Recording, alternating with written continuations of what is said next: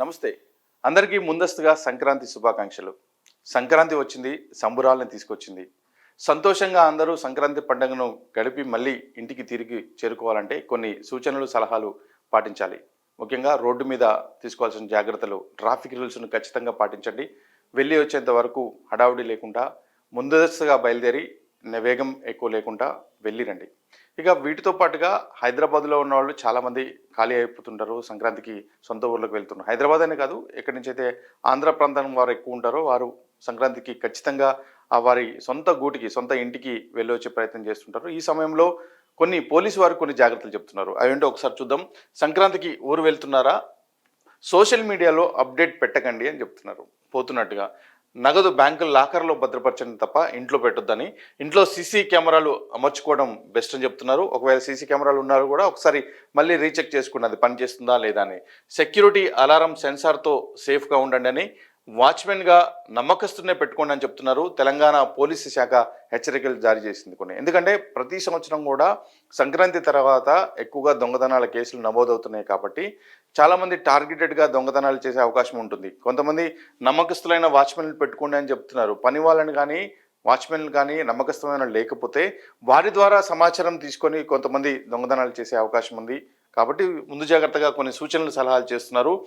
సంక్రాంతికి సొంతూరుకి వెళ్లే ముందు ఫోటోలు, వీడియోలు సోషల్ మీడియాలో అప్లోడ్ చేస్తున్నారా? ఎప్పటిలాగే డోర్ మ్యాట్ కింద చెప్పుల స్టాండ్లో తాళాలు వదిలి వెళ్తున్నారా? తస్మాత్ జాగ్రత్త అంటుంది తెలంగాణ పోలీస్ శాఖ. సంక్రాంతికి నగరాలను వదిలి ఇంటిల్లిపాది సొంతూరులకు వెళ్ళి 3 రోజుల పాటు పండుగ చేసుకుంటే మీకు తెలియకుండా వచ్చే సమాచారంతో దొంగలు కూడా మీ ఇంట్లో దొంగతనం చేసి పండుగ చేసుకుంటారని పోలీసులు హెచ్చరిస్తున్నారు. సంక్రాంతి సొంతూళ్లకు వెళ్లేవారు తప్పనిసరిగా పాటించాల్సిన పలు జాగ్రత్తలను వివరించారు. ఆ సూచనలు పాటిస్తూ పండుగకు మీరు సంతోషంగా ఇళ్లకు వెళ్ళండి. అవసరమైతే మీ ఇంటికి మేము గస్తీ కాస్తాం అంటూ భరోసా ఇస్తున్నారు. ఇక కర్టెన్స్తో కవర్ చేయండి. మెయిన్ డోర్కు తాళం వేస్తే అది కనిపించకుండా కర్టెన్స్తో కవర్ చేయాలని పోలీసులు సూచిస్తున్నారు. బయటికి వెళ్ళేటప్పుడు ఇంటి లోపల బయట లైట్లు వేస్తే మంచిదని అంటున్నారు. ఇంటి దగ్గర నమ్మకమైన ఇరుగు పొరుగు వాళ్లకు ఇంటిని గమనించాలని చెప్పండి. ఇంటికి వెళ్లే దారుల్లో ఇంటి లోపల సీసీ కెమెరాలు అమర్చుకొని డీవీఆర్ కనపడకుండా ఇంటి లోపల రహస్య ప్రదేశంలో పెట్టుకోవాలని సలహా ఇస్తున్నారు. అల్మరా, కబ్బోర్డ్స్కు సంబంధించిన తాళాలు చెప్పుల స్టాండ్, పరుపుల కింద, దిండ్ల కింద, అల్మరా పైన, డ్రెస్సింగ్ టేబుల్లో, కబ్బోర్డ్లో ఉంచకుండా మీ ఇంట్లోనే రహస్యమైన ప్రదేశంలో దాచడం ఉత్తమని చెప్తున్నారు.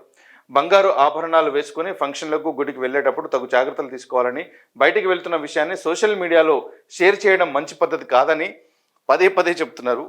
పోస్టులు పెట్టొద్దు, సోషల్ మీడియాలో అప్లోడ్ చేయొద్దని చెప్తున్నారు. ఎందుకంటే ఎక్కువ శాతం దొంగతనాలు జరిగినటువంటి ఇళ్లకు సంబంధించిన వివరాలు చూస్తే ఎవరైతే అప్డేట్ చేస్తున్నారో మేము ఉండట్లేదు, పోతున్నామని, ఊరికి వెళ్తున్నామని వారికి సంబంధించిన ఇళ్లను టార్గెట్గా చేసుకుని దొంగతనాలు గతంలో జరిగాయి కాబట్టి పోలీసులు పదే పదే ఈ హెచ్చరికను జారీ చేస్తున్నారు. ఎవరిపైన అనుమానం వస్తే వెంటనే 100కి కాల్ చేయాలని కూడా సూచిస్తున్నారు. ఇక పోలీస్ శాఖ సూచనలు అంటూ కొన్ని సూచనలు కనిపిస్తున్నాయి. ఊరికి వెళ్లాల్సి వస్తే విలువైన బంగారం, వెండి ఆభరణాలు, డబ్బులు బ్యాంక్ లాకర్లో భద్రపరచుకోండి. లేదంటే మీ ఇంట్లోనే రహస్య ప్రదేశంలో దాచుకోండి. సెలవుల్లో బయటకు వెళ్తున్నప్పుడు సెక్యూరిటీ అలారం, మోషన్ సెన్సార్ను ఏర్పాటు చేసుకోండి. మీ ఇంటికి సెంట్రల్ లాక్ సిస్టమ్ ఉండే తాళం అమర్చుకోవడం మంచిది. తాళం వేసి ఊరికి వెళ్లాల్సి వస్తే తప్పనిసరిగా స్థానిక పోలీస్ స్టేషన్లో సమాచారం ఇవ్వండి.